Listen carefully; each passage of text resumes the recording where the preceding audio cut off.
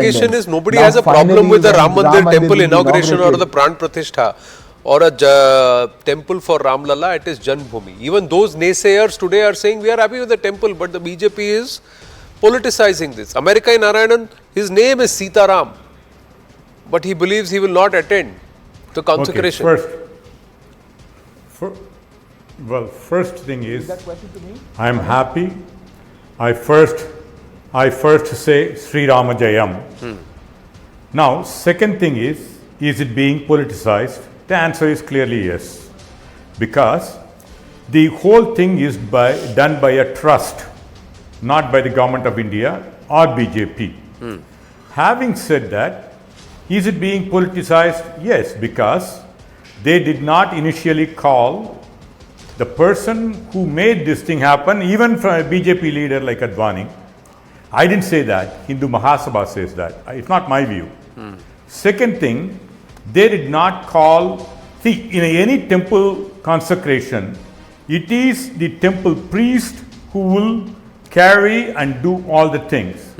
Whereas I'm happy to see my Prime Minister having a Vibhuti or Thiruman. That's okay. But should he be doing this thing is the real question that the people of this country who are believing in God and religious sanctity are asking. I'm not asking that. Third is that I think all the dignitaries should be invited, and I think Congress should go because the sentiment, this is, if anything, who has to be really congratulated for having this happening. I salute to our own state, Mr. Parasaran. He is Ayodhya, he was in the late 90s. Yeah. He stood up and argued about the case. And if anything else as we really who has made this thing happen, it's the Supreme Court of India. Now, I think it's good it's happening, but unfortunately, it is being politicized. Who's politicizing? For the election. Who's politicizing it? Well, our Prime Minister is good at it. My Prime Minister is good at politicizing everything. Yeah.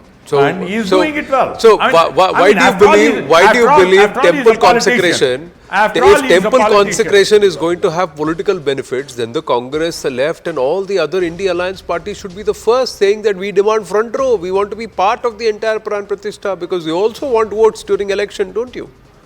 I believe Congress will participate in it, number one.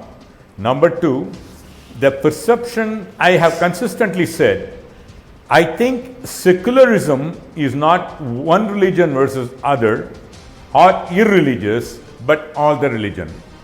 Congress believes in all the religion, and hence I think they will. Yeah, but my point is, sir, you are a learned person. You are a learned person. For you to debase secularism like this is a little unfortunate. The word secular is supposed to keep the church and the state separate. You are saying it includes all religions. That's the level to which this word has been debased in our lexicon. And the way it is being used. Anand, you can define it. No, you can't define it. Why? You have to define it the way it is defined. No, sir, you have to define it the way you want. It is defined in the dictionary. You can't decide that you will define it the way you want it, sir. It's not respectfully, sir, it is not. I'll answer your question. Respectfully, sir. Give me 30 seconds. Respectfully, sir, give me 30 seconds, please. Respectfully, it is not possible. Please wait for 30 seconds. I'll swing back to you. I'll swing back to you. None other than Republican President Reagan, who said that the division of church and state does not mean irreligious. Please understand that. Correct. And so you are quoting a president who swears by the Bible. President of the United States. And then parrots secularism. You are quoting a president who swears on the Bible and then is parroting secularism. Sir, I would rather quote my own Prime Minister who swears on the Constitution when we are holding to the coattails of a word which has been forcibly inserted into our preamble against the wishes of our very founding fathers. But we are digressing. So let's come back on track. I admire your wisdom, but point is, if you try and justify a slip, you continue slipping further.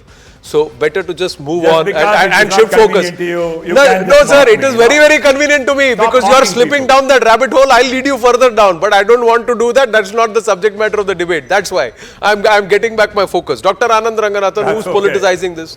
Is Hinduism a mock you dhoka? as Is being much. a Hindu dhoka, sir? Good evening, Anand, and good evening to my fellow panelists. The consecration, Anand, is a month away, and already we've had divine intervention in the communists like Sitaram Yechuri promising to stay away. I mean, these guys should be as far away from Ayodhya as Sri Lanka is. Remember, these are the people whose hearts beat for Chinese civilization, not Indian civilization. They demoted one of their tallest leaders just because he arranged for blood donation camps during the Indo-China War. V.S. Achuthanandan. These are the only party that publicly hailed the Tiananmen massacre, Tiananmen Square massacre there, where 10,000 people were mercilessly murdered. And now they are completely silent as China interns 1 million Uyghur Muslims and feeds them pork and demolishes 1,700 mosques and changes it.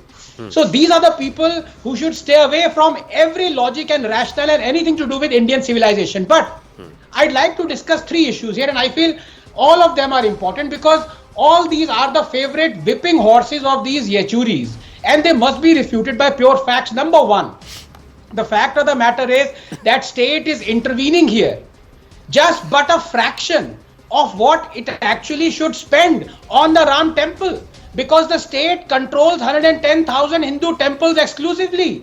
This is just a fraction of the money it leeches from Hindus. Billions are leached off Hindus. And if it is giving something in return, that is just a fraction of what actually it should. So the communists saying that state intervention, I'm sorry, that doesn't wash out here. Number 2, Anand, you may point to a multitude of factors that led to the Supreme Court for the Ayodhya verdict. In my opinion, had there been no ASI report, there would not have been that verdict. Let me sum up, because the Yechuris of the world always say that there was no Hindu temple underneath the Babri Mosque. This is their favorite argument. Let me sum up the Supreme Court Ayodhya judgment with facts taken from the judgment. Verbatim. Number 1, the underlying structure was not of Islamic origin. 2, on a preponderance of probabilities, the archaeological findings on the nature of the underlying structure indicate to be of Hindu religious origin dating to the 12th century AD 3. The mosque in dispute was constructed upon the foundation of the pre-existing structure 4. The layered excavation at the site of the excavation has also revealed the existence of a circular shrine together with a Makara Pranala indicative of Hindu worship dating back to the 8th to 10th century, unquote. Now, after the Ayodhya judgment, when the foundations were being laid for the new Ram temple, excavations announced tens, dozens of idols and, these plaques, inscriptions of Hindu gods and goddesses, all of which will now be consecrated in the new Ram temple. Yeah. And number 3, Anand, why do I narrate this? Just give me a minute because this is very important. Why do I say this? Because for 70 years we've been taught to forget historical injustices. From Somnath to Kashi Vishwanath, these injustices have deliberately been made visible as to lionize the debasement. And the irony is that the same Yechuris who have taught us to forget our historical injustices drill this self-loathing in us. These same people want others to fight justice around the world. They condemn barbarians of the West either to worship like the Confederacy generals, Rhodes, Churchill, Pizarro, Murray, Colston, Leopold. They celebrate their roads and buildings being renamed, their statues being brought down. But here in India, this same set eulogize barbarians like Tipu, Aurangzeb, Babar, Khilji. Why? No, it is a heady mix of hatred for Hinduism and love for jihadism. Just 30 seconds. One must read, Anand, the Supreme Court and the Allahabad High Court Ayodhya judgment to really understand this hatred. Leftist quack historians spread so many lies that the court had to step in to blast them for their perfidy and mediocrity. They said 50 excavated temple pillars were placed there.